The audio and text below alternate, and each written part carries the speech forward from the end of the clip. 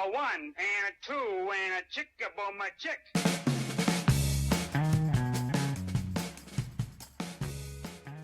Hey Remodelers, before we dive into today's episode, I wanted to give a quick shout out to our friends at Builder Funnel. I've personally known Spencer and his team for over a decade, and they are the marketing agency that helps remodelers generate more leads, book more projects, and grow revenue. Listen to these numbers. They've recently generated over $78 million of projects, of paying projects for their clients, including $4 million for a San Antonio remodeler, helped scale a Delaware remodeler to $9.8 million, and generated $2.3 million for a Kansas City remodeler. If you're tired of relying on the inconsistency of referrals and want a system that brings in predictable, high-quality leads, Builder Funnel can help.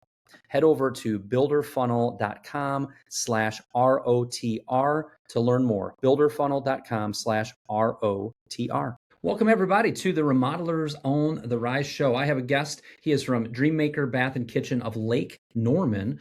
Scott Collins, welcome to the Remodelers on the Rise show. Thank you for being a guest today. Thanks for having me. This is awesome. You betcha. You betcha. Have you done a lot of podcasts? I've done a few. Not in this world, but in my corporate world, I've been able to do a few. Yeah. We may talk about that. I was asking Scott how he kind of came across Remodelers on the Rise before, and he mentioned, well, you did a podcast here, and then he said, well, you remember you were talking to, I think with CGN, and you said, hey, if somebody can think of the name of that woman from Monsters Inc. and email us, we'll send you a hat. And you were the one that did that, and you got a hat last year. I did. Now, Scott, I did. Because we like to have fun. What do you think we should do for people listening to this right now? There's going to be a beautiful Remodelers on the Rise hat that gets sent to the first person who does what, Scott? Now, hang on. Keep and do this as well. Maybe we won't tell them what it is until later in the episode so that they have to listen. But I want you noodling that a little bit. Okay. Thank you. Oh, we're having on the spot there. People, we got to have a little fun in business. I woke up actually this morning. I was driving the kids to school, and as I was driving back to the office, I think I was just in a pensive, more positive mood, and I thought, you know what? We had like 3 legitimate wins, quote unquote, on the business front yesterday. And while I kind of acknowledged it, I was like, why do we not celebrate the wins? Why do we not celebrate the good stuff? And I think having fun is also part of this entrepreneurial journey. So there's a couple reminders already.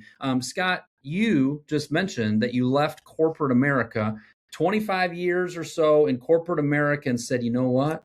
I think I want to move into starting a remodeling business, a design build remodeling business. Tell us kind of your backstory and how you came to be doing what you're doing.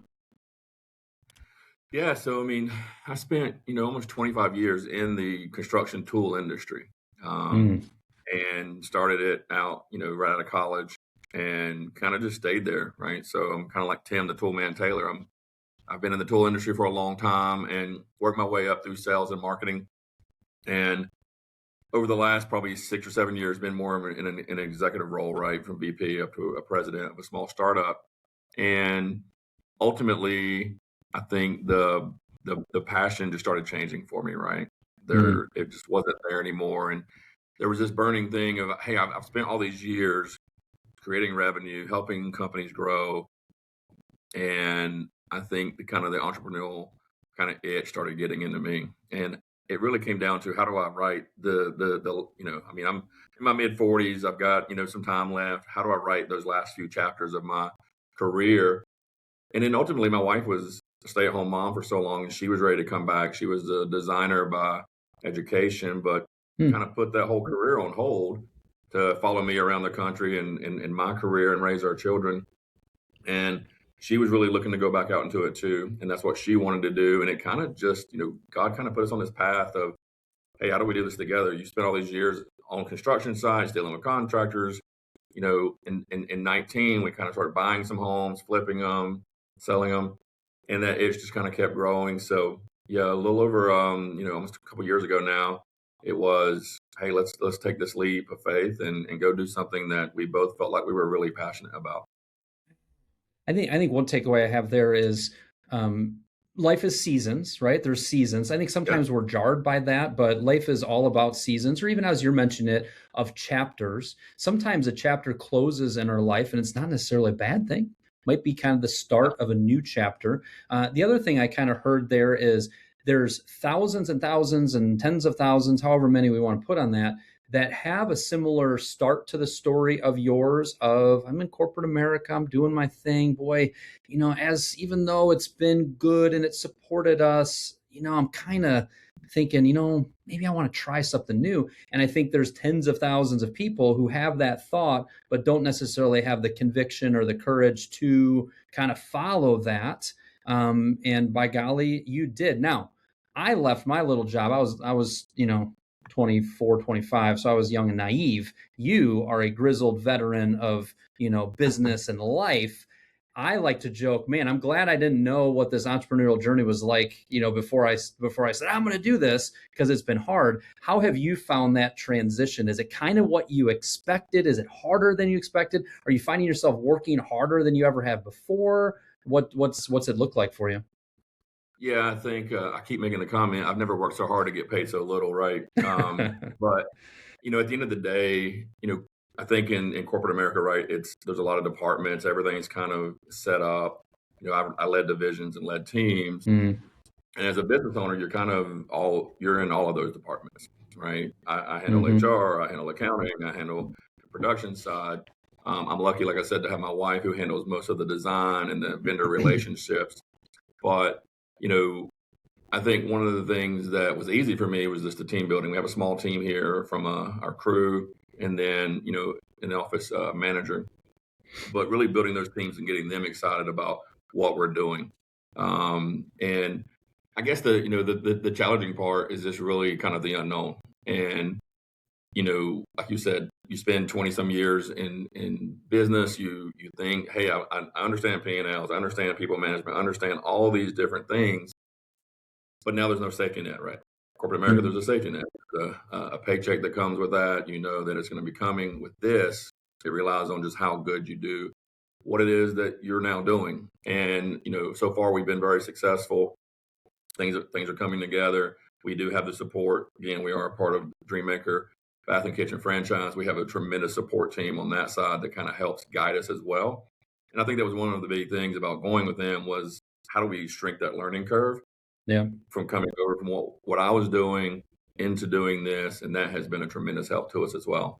Very good. What is your least favorite part of working alongside your wife in business? And what is your favorite part? Careful. I'm asking a question to get you in trouble. Be careful with this one. So I will say this. One of my favorite parts of, and I found this out during COVID, because, we were all kind of home there for a little while. I didn't have time to decompress coming back and forth from work, right? And that was a good thing. So one of the things my wife and I do not do is we don't drive to work together, to allow us to kind of break away from the day, spend 20, 30 minutes away from each other, because we went from really seeing each other a couple hours a day to seeing each other literally 24 hours a day. So that my favorite time, I think, just for my own personal sanity, is that decompression time that we get driving to and from the office. I think the worst part that's come out of this is we talk so much during the day that when we get home, we kind of already talked about everything, right? It used to be you come home, I'd have time to talk to her, she'd tell me about her day. We kind of already know that. So I think the downside to working together each day is when we do sit down at dinner, we're kind of trying to figure out, what are we talking about?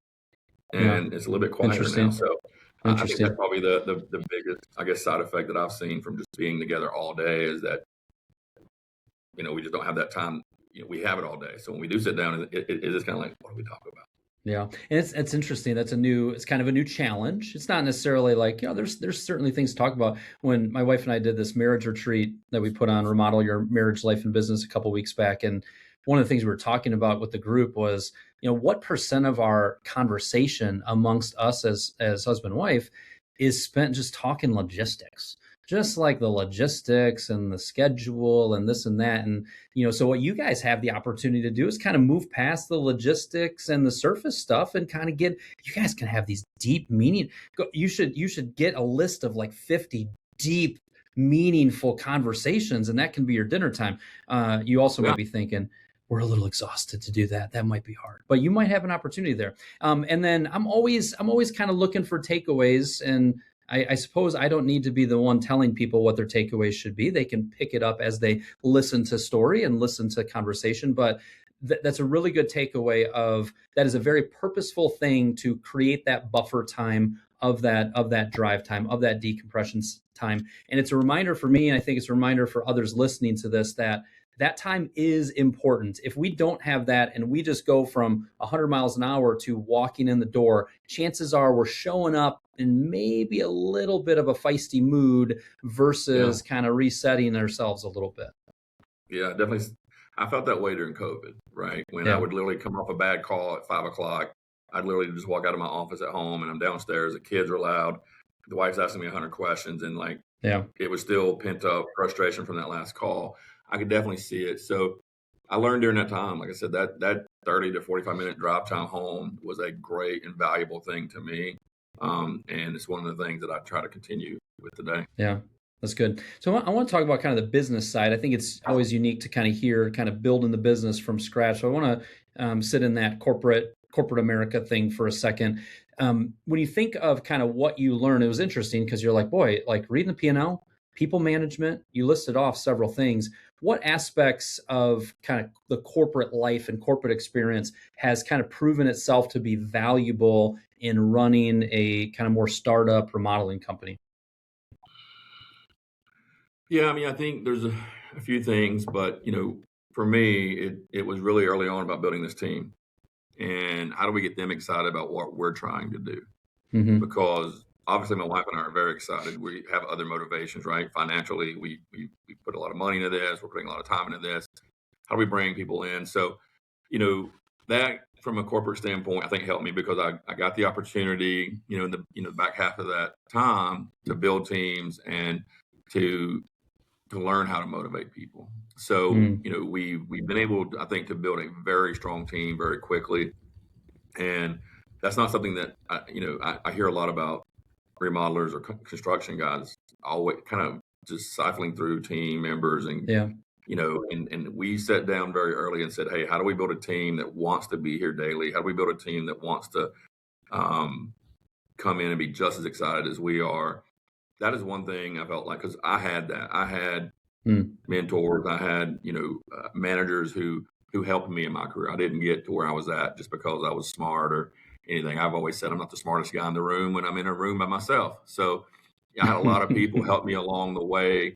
And that really, kind of where we're at is we help people come in. I mean, we're a resource to them. We're not just the owners.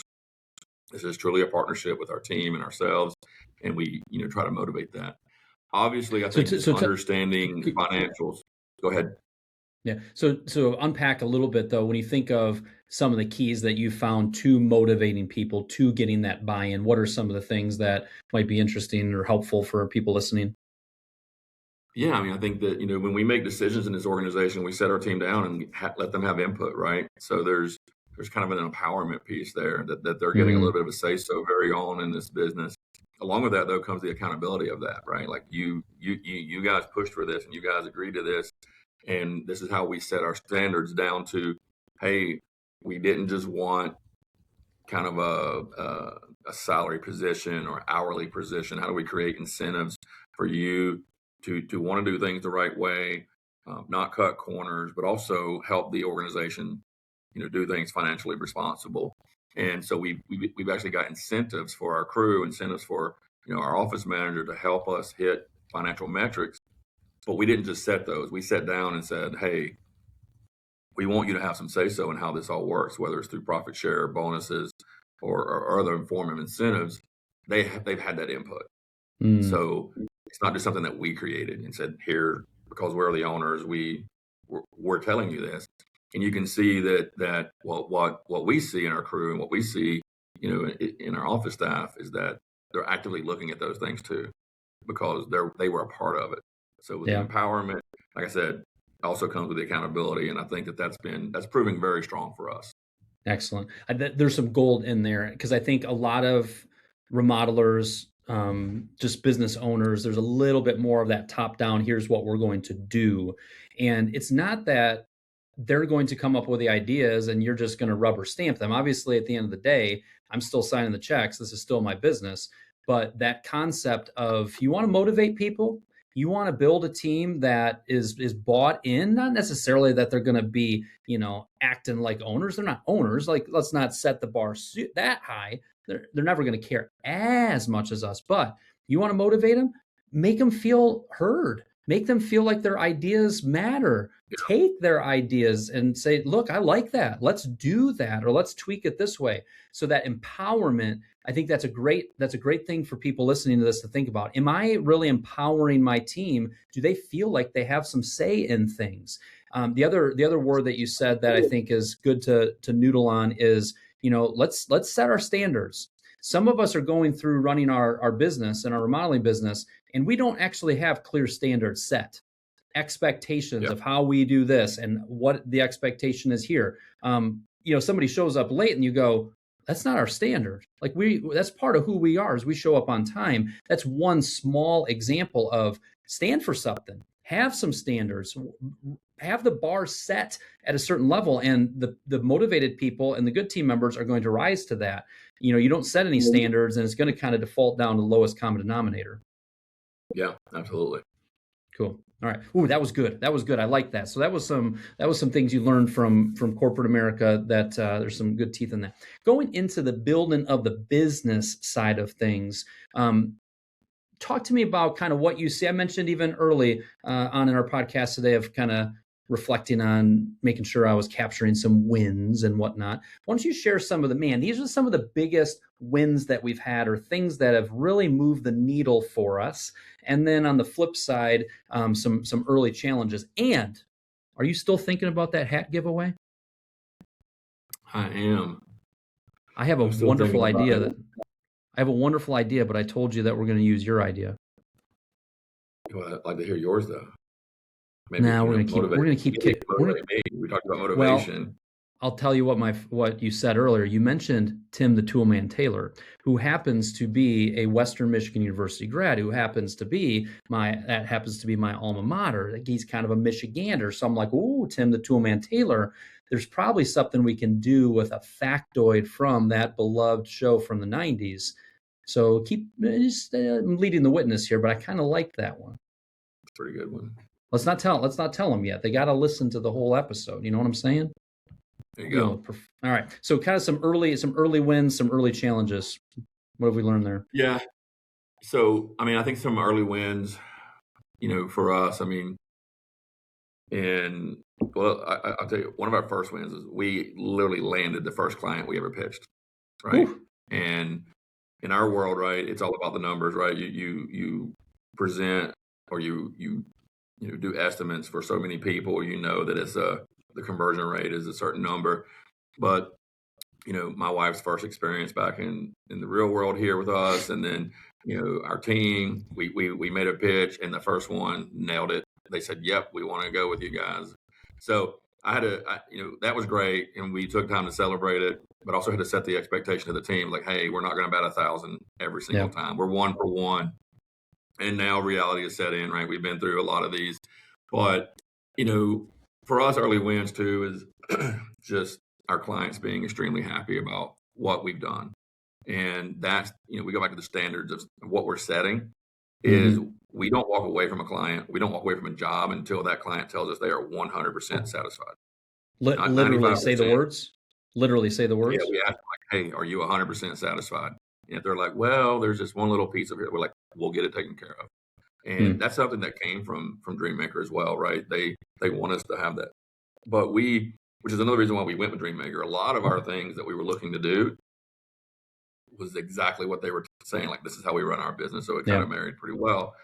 The early challenges, I think were, coming out of that win, I tried to tamper down the expectations, is then we went into a little bit of a lull, right? And the challenges that we talked about really came around pricing. and understanding the difference between a full service kind of design build firm versus a traditional contractor.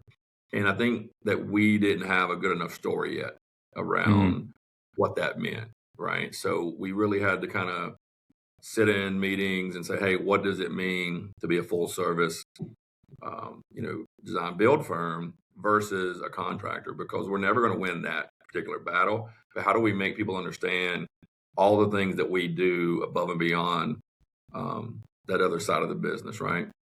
And that was a big challenge for us, was just trying to build the story around why full service. And we believe that now we've got that pretty honed in, and we started seeing additional wins from that. The story word, stories, facts tell, stories sell. Everybody listening to this has an abundance of stories. And if you're not being thoughtful about it, you're not using them nearly as often as you should. Even the fact that you said, we were trying to sell this design build and differentiate ourselves and talk about the upfront work that's involved and why that matters to the client. But we really weren't differentiating. The story wasn't really there. And maybe even for yourself, you weren't fully sold on, wait, what is it that the benefits are? So experience has taught you that. But now I'm going to put you on the spot. Give us kind of a little, let's pretend I am a prospect that I've reached out. We've started talking about the project. It's, it sounds like a pretty good fit. And you're going to kind of tell us a little bit of the story of why we move into kind of a design build and why we offer that. Give me a little taste of that. Yeah, I mean, so one of the things that we started doing was, we started even asking questions around their work life, right? Hey, do you work in an office? Do you work at home? Because working in an office, meaning you're going to have to now be at home when your cabinets are delivered. You're going to have to be at home when those lights get delivered. You're going to be at home because these are things you have to sign off on. We asked them, how important is it for them to be at the office all day versus, hey, how many times can you come home? Because when you're ordering multiple products, that's a nuisance to your day. And that really started resonating with some folks, right? Well, yeah, I mean, so we live up here in an area called Lake Norman. Charlotte's, 20, 30 minutes south of us. A lot of folks work in the city, and our traffic's terrible. So imagine, hey, I got to leave, take an hour back home just to go sign off on all this. So that, or we start telling stories about, hey, how long have you had to sit on customer service calls because of an issue after you received a product and you want to return it or you want to replace it? And they start saying, yeah, you get to that point where it's like, hey, if you're no longer wanting to wait, press 1 and we'll call you back. I'm like, you don't have to worry about that with the full service. We take care of all of that up front for you. And as we started really asking people, again, those kinds of questions, it started resonating with them like, yeah, well, I guess if I do use a full service, it really is that easy. Like once the selections are made, I can just go about my day and they're handling everything behind it. So that was really kind of the part that we changed, was we didn't just ask your typical questions. What are you looking to do? What style do you like? What do you hate? What colors, this and that? We started diving more into their personal lives around how much of a interruption is it for you to have to go spend a Saturday at a cabinet shop or at a slab yard? How much of an interruption is it if you have to come home to sign for all your cabinets? And by the way, maybe even have to unload some of them. How much of a nuisance is it for you to have to stage all this in your garage while you're waiting for it to get there and the contractor to work? You don't have to worry about any of that with us. And as we started doing those things and getting to understand the personal lives a little bit more, it started opening up more into like their overall experience on how they want the place to look once they're done. So then we started even focusing on asking questions like, what do you want to experience in this? And I don't think they were getting that in other areas, right? Like, what do you want to get from this remodel? Not just pretty countertops and all that. How do you want the actual experience to feel? I take care of my grandkids on the weekends, and I'd love to have this island for us to be able to eat cookies or cake around. Now we're trying to say, this is what we're trying to build for you. And as we've started that kind of model, we've seen an uptick in people understanding the differences between full service and a traditional contractor model. Interesting. When I kind of asked you, okay, give me kind of your pitch on that. I was kind of expecting one thing, and you took it a different direction. I like where you took it. Where how I tell a story is I understand their story. I get to know them. I'm curious. I ask questions, and I kind of tie in with going, well, if that's the case, something you're going to really love about the way that we operate is that you don't have to worry about any of that. Like we make that easy. Well, what about this? Well, I want that. Wonderful. Because a lot of our clients have had a little bit of horror stories in the past, and it's because of that you just mentioned. Here's how we handle that. That initial phone call, that initial in-person meeting, ideally, it depends on the person. Some people are very quiet, but ideally, the prospect should be talking more than we're talking. That means we're asking good questions. It means we're asking follow-up questions and open-ended questions. And the more we get them talking, the more we understand their pain points, what makes them tick, what they're looking for, and how we can kind of customize the story and the approach based on that. I like to where you took that.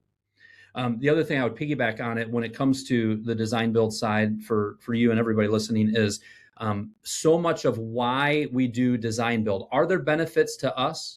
Let me ask you that question, Scott. Scott, is there a benefit to you and your business to offer design build? Yes or no? Absolutely, there's a benefit. Yes, there's absolutely benefits to us. I'm not being Pollyanna about this, but there's also absolutely benefits to the homeowner. And I think sometimes we get that mixed up. When we're selling, really focus on the benefits of the design build side to the homeowner and hone that and practice that. It could sound like, hey, one thing that we love, a few things we love about our process is it is very, very, very, very focused on the experience that you have. We do all of this design work up front, this detailed scope of work, these selections up front for you. We want, before a hammer hits the job site, for all that to be done so that the project stays on schedule. You are going to be sick of eating out and not using your kitchen. We want it to be limited to X amount of time, not this amount of time. We want you not to be full of surprises and change orders. This is remodeling. When we open up the wall, there are a few things that might happen, but we take care of so many things up front that most of that is all taken care of, and change orders are limited. We don't want a bunch of allowances because all of a sudden you pick a tile and it is back ordered, and now we're picking something you don't want because we didn't do it further upstream. There's so much benefit to you, Mr. Homeowner, by doing this work. So I like that, the story aspect, the focusing on the benefits to them. I like the angle you shared, and then I kind of just piggybacked off it. Keep practicing that, people listening to this. Just a quick break here to spotlight our friends at Builder Funnel, the agency that's proven over and over they know how to generate serious revenue for remodelers. And when I say revenue, I mean real numbers you can measure. $6.3 million for a remodeler in Atlanta. $1.2 million for a remodeler in Salt Lake City, even $746,000 for a deck builder in Jacksonville. And that's just a handful. The truth is, most marketing agencies talk about impressions and clicks. Builder Funnel talks about projects sold and revenue added. They've built a system that takes the guesswork out of marketing so you know your investment is working. If you're serious about growth and want your marketing to finally perform at the level your craftsmanship does, Builder Funnel is the partner you want. So if you're ready for a marketing system that actually helps grow your business, head over to builderfunnel.com/ROTR to learn more. Builderfunnel.com/RO. Anything else you'd add to that? Yeah, I think you hit it on the head, and kind of like the way you said you thought I would take it. It ends up there, right? Because we're asking a lot of these personal questions to gain kind of that information about them, and there's the old philosophy of the people love talking about themselves, and then all of a sudden they start going into a lot of different things that you may not have even thought about, and then all of a sudden now you're like, okay, so she likes this and she likes that, and you can kind of somehow, Haley will pick up on it and she'll incorporate it into a design, so. Again, that was really, we, from the DreamMaker standpoint, there's obviously, we have to know certain things, right? And we started really adding a lot of those questions in because we felt like it wasn't necessarily hitting the head on why design build, full service firm. And as we started asking those questions and they telling us their life stories, we can then start saying, like you said, well, this is why we can become a great Yeah. partnership, because you don't have to leave work with us. You don't have to sit on the phone. You don't have to worry about going to a slab yard or a cabinet shop and all of these Yep. different places, because we are a one-stop shop. We have a design center that has all this already here. That is another huge benefit to us as well. It's great. I'll piggyback on one thing and then moving on to the next topic. Some people listening to this, you naturally start talking about the 2x4s and the bricks and the sticks and the materials or how things get installed. That doesn't matter hardly at all. And you need to retrain yourself as a salesperson. And yes, you are a salesperson. Do not shy away from that, to hone your sales skills. And so much of it is benefits to them. How does our process benefit them? What are they saying about previous remodeling experiences that I'm going to jot down and go, oh, they care a lot about how long this project's going to take, because that was the biggest pain point when I started inquiring about that. Sales, be a salesperson, professional salesperson. Yes, look up and do a little Facebook stalk and do a little LinkedIn stalking. You don't think it's helpful to know that that man is an engineer by trade for the last 20 years at Chrysler Motor Company? It absolutely does, because you're a professional salesperson in 2026. And that's kind of that's the vibe I'm getting from you, Scott, is approachable, friendly, but I'm hearing kind of the corporate and the training and the sales experience all kind of funneling through, which is I'm just seeing the fine tuning of that. So kudos for that. Tell me about Lake Norman. You said, I don't know the market, but I heard lake, I heard suburbs of a major city, and I'm guessing it's a good market, and I'm guessing you're not the only show in town. So how are you kind of differentiating yourself in what's probably a fairly competitive market, especially as a newer business? Yeah, I mean, so Lake Norman is technically a bunch of little towns around something called Lake Norman, right? Duke Power built it for their whole steam plant, but we are a suburb of Charlotte. We're growing tremendously. The unique side of it is we're NASCAR USA, right? This is where kind of NASCAR was, all their shops used to be. A lot of them are still here. We have a very diverse clientele, right? We have the lake houses out here, right? That obviously are high end, very expensive, but we have a strong mix of all, kind of price points through here. Another good news is we have a lot of from old homes to new homes, right? So I mean, homes are being built here. I mean, every day. I mean, they're going up all over the place. So that's great for the future. We still have a pretty big selection here. I mean, again, just as a lot of small towns around the lake, a lot of NASCAR guys live out here. We got the Panthers and we've got the Hornets out there. A lot of those guys live out here on the lake. Oh, the mighty Panthers and the mighty Charlotte Hornets. There you go. So yeah, we have a really good clientele. It's a great space to live. Great, Mooresville, where we're kind of based out of, North Carolina, is continually ranked in that USA Today's like best place to raise a family. I kind of wish they would drop us off of it sometimes, just because we get so many people moving here. It's grown tremendously here over the last 20 years. But yeah, just a great little quiet part of North Carolina. We have the lake, so we have that aspect of being able to go out and have fun there. Mountains are just a couple hours away, and the beach is a few hours away. It's kind of the best of every world you could think of. There you go. So how are you kind of differentiating yourself in amongst that? Yeah, sorry, I forgot about that one. No, you're good. So, I mean, I think for us, right, we have a lot of contractors around here, right? I mean, it's a pretty popping area. I think one of the ways that we definitely differentiate ourselves is our focus on the client. We tell them, we're not focused, like you said, it's not about the sticks or the studs and everything that we're doing. We sell, or we are more focused on a result for the client, and that how do we get them to get that experience? Like I just talked about the grandmother, their grandkids. We even ask people like, hey, on a Friday night, you're tired, you want this new bathroom. What do you want it to do for you? Right? You want to be able to dim the lights. So, I mean, I would say it's our core values. And we talk to people about those a lot, what we believe in, and which is really derivative of our customer service. But then our motto here at Lake Norman is we take the chaos out of construction. I always ask people if they have or have remodeled, and I can tell you about 99% have, and 99% are pretty negative. Oh, this happened and that happened. And that's when we go into this, hey, our job is to take that chaos out of construction and to make it the best experience for you that you've ever had inside of your home as far as a remodel goes. And we want you to really go out and be an ambassador for us. We tell them that up front. And we tell them, like, if we're not meeting those expectations at any point in time, tell me. I think another part too is our communication with our people is tremendous. We're communicating all the time, from emails to phones. We actually have an app that we can use. And that's been a big one that people like, yeah, you guys are so communicative, which in the contractor world sometimes is one of the biggest complaints, right? Is that communication is really hard. So we've kind of honed in on those things and make sure people understand that you're always going to be able to reach us. We're always going to be considerate of you and what your goals are.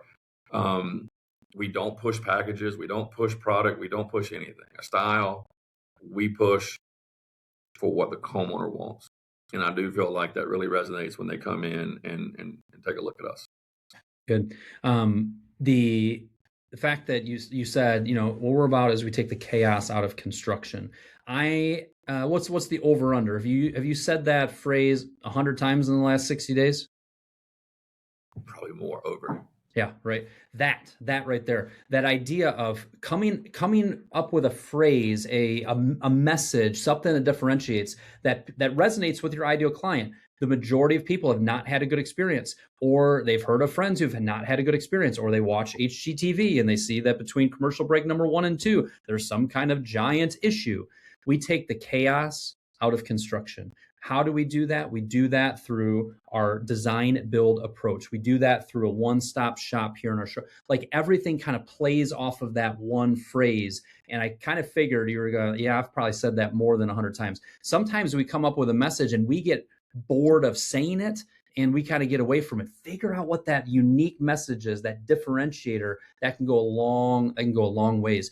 Talk about the value of the showroom. A lot of remodelers out there are either flirting with the idea of building out a showroom, a selection center. There's a lot of different ways to slice it. It doesn't mean a lot of square footage. You can do a lot with like those things I see behind you, plus a nice little selection table. What have you kind of experienced on the showroom side and the benefits of that? Yeah, so it was one of the key factors again of coming with DreamMaker. We, my wife wanted kind of this experience, the design center, because I think in some of our remodeling, she didn't like having to go to one spot for here, one spot for this, one spot for that. We really are a one-stop shop where you can come in and see, just about everything. I mean, from time to time, do we have to still go to a slab yard because maybe we just don't have the exact one? That's few and far between. But when they come in here, a couple of things. One, they realize, hey, I can do everything from one location. Two, they can see some of our craftsmanship because we have 3 kitchens, 2 bathrooms. We have roughly 1,600 square feet of space, and then we have a small warehouse. But they get to see some of what we do, so they can actually see our work, right? And that's something that's hard if you don't have that showroom. You're kind of just maybe a portfolio of pictures that the person's done. But they can physically come in and see the quality of the product, and we have a multiple range. They can see, our people are here, and really, I think, like I said, they come in and I not to pat ourselves on the back, but really my wife, she designed this place. I can't tell you how many times people walked in and the first thing they walk into is a kitchen. And I hear people say, wow, that is what a showroom can do for you, right? I mean, when we were kind of looking at this without a design center, I just don't know that anyone ever said, wow, when you're showing them a few pictures of what you've done. Yeah. But my little desk I don't have an office. I have, because I'm not here all the time, is there. And I can't tell you how many times people walked in and they say, wow. So that's a really good first impression. And you got to do that. And all you had to invest was $8,000 in that showroom. $8,000. He says. Yeah. I'm joking. Yeah, I mean, look, it's an investment. That's right. I think the biggest hurdle for some people is the investment into it. That's right. But I think from over time, it definitely pays for itself. You can walk people through what you have. You can show them the difference of the actual quality of wood, not just holding a door sample that's behind me here, but physically being able to open it up, look inside of it, touch it, feel it. It has helped us tremendously. Yeah. If you go to DreamMakerLKN.com, it goes straight to Scott's thing there. And if you go to under Resource Center, there's a design center tour. They could even check it out. A lot of people like to see it. What are you willing to share? What do you think? What do you think you invested in your showroom? In the show, so if you take out the build out, right? Well, let's do the whole thing. The whole thing, you're looking north of 150 to 200,000 for about 1,500. At least that's here in our neck of the woods. Yeah. So that's first and foremost what we pay here, what I paid here. Like I said, it's an investment, but again, that's three full kitchens, 2 baths, and we kind of break it down. And from cost point, there's a high end, whatever you want to call it, luxury style kitchen that has all the bells and whistles. There's a kind of a mid-range kitchen, and then we have an economic kitchen, which kind of looks like an apartment. It's actually our working break room kitchen, but we actually turned our break room into something that we could show the people. And fireplace, 2 bathrooms, and a lot of other little displays. But ultimately, that includes the build out. When we came here, it was just a vanilla shell. We built out a few areas into place, put a couple offices in. But yeah, I mean, at the end of the day, you're probably looking north of 150 easy. Yeah. I appreciate you sharing that. Just there's a lot of different ways to slice it. Just from the video I watched, it does look like, okay, you guys did this proper. So it's helpful. It just keeps coming up in my coaching and my conversations that people are like, boy, it would be nice to be able to give that experience of so many of these decisions being able to be made quickly. So that was great. Do you have the hat giveaway figured out yet, sir? I think I do. So if I remember correctly, whenever Tim the Toolman Taylor would do like his little podcast, or I guess back then it wasn't called a podcast, his commercial. Yeah, he had a brand, his show. Yeah, he had a brand that was his big sponsor. Can someone come up with what that brand was? If you share, he doesn't want to know the neighbor's name in the backyard there where we never saw his face. He was over that thing. We don't want to know what Tim's wife's name on the show was, or that one kid that kind of went on to do some other acting. He wants to know the main sponsor of Tim the Toolman Taylor's actual show within the show. And if you email Kyle at remodelersontherise.com with that, the first person that does that is getting a beautiful Remodelers on the Rise hat. Ooh, that's a good one. That's going to make them work a little bit. There you go. I thought the guy behind the bench was a little too easy. What was his name, though? I can't remember it. Wilson, wasn't it? Wilson. Yes, it was. Thank you very much. It was Wilson. No, that's when Forrest Gump. Tom Hanks had that one movie where he had Wilson. I think I just confused the two of those. Oh, Castaway. Castaway. Where he was on the island and Wilson became his only friend. Yes. Yeah. Yes. All right. So we got that. That's gonna be exciting. I always love that because I get this is probably gonna publish, 3, 4, 5, 6 weeks from now, and then I'm gonna get a random email and be like, "What was this about again?" Oh, right. That's who it is. Also in your email when you send that, share a little takeaway from the episode as well.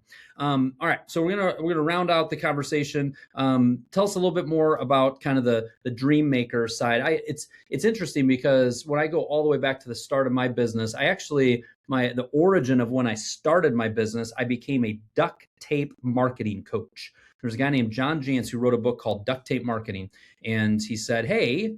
And I bought the book and was implementing it at the remodeling company that I was working at, and then I was in charge of the marketing advertising.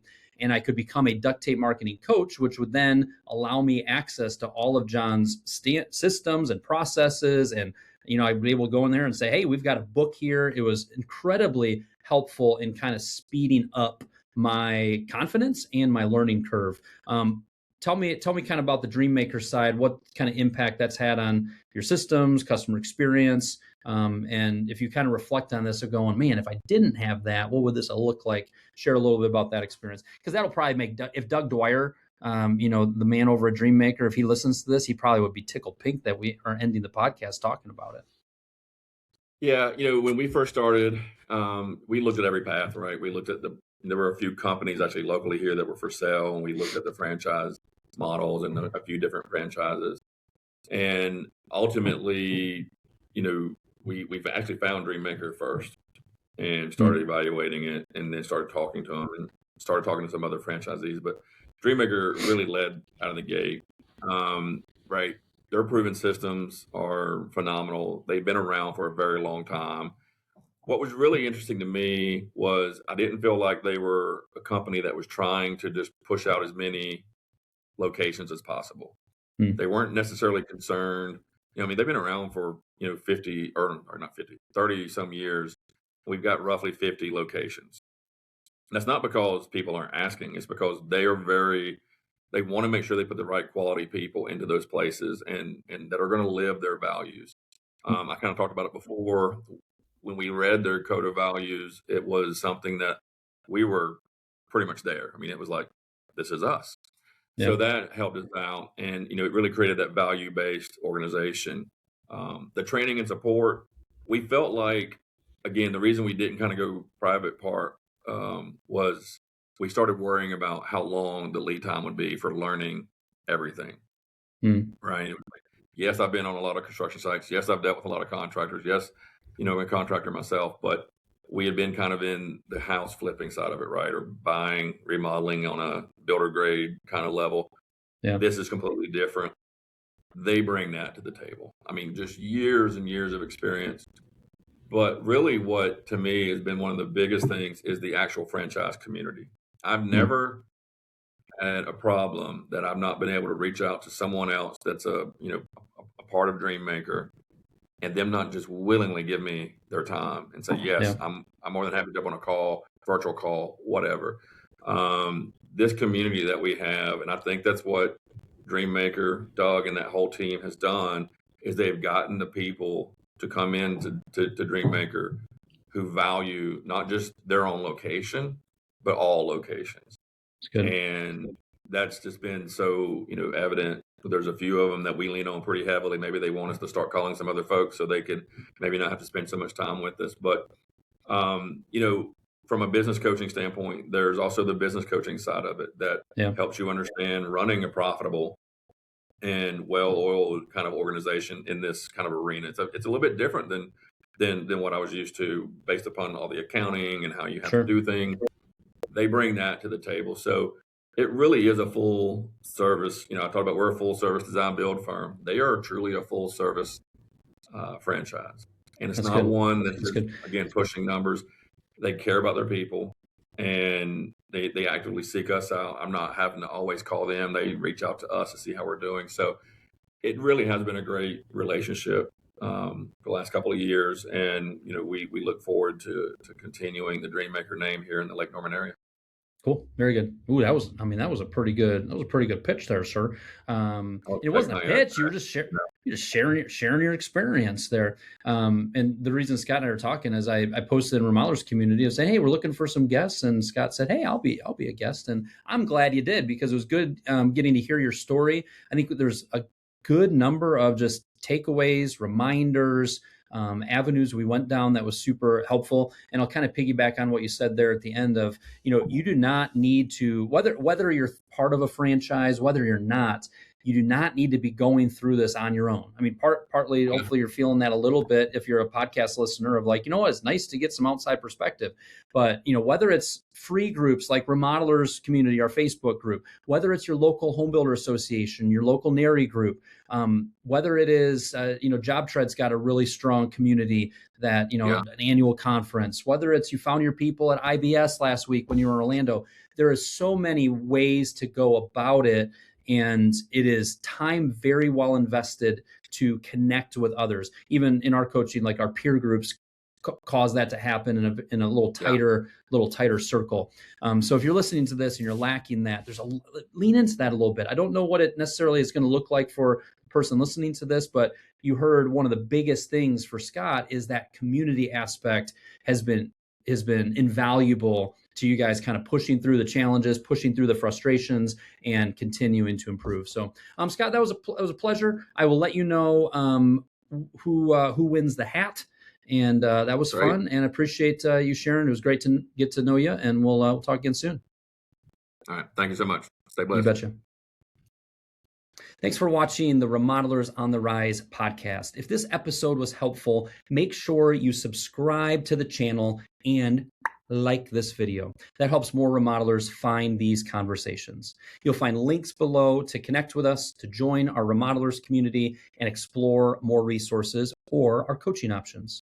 If you don't want to miss future episodes, turn on notifications so you know when new videos are live. Thank you so much for watching. We appreciate you being here. We'll talk to you again soon.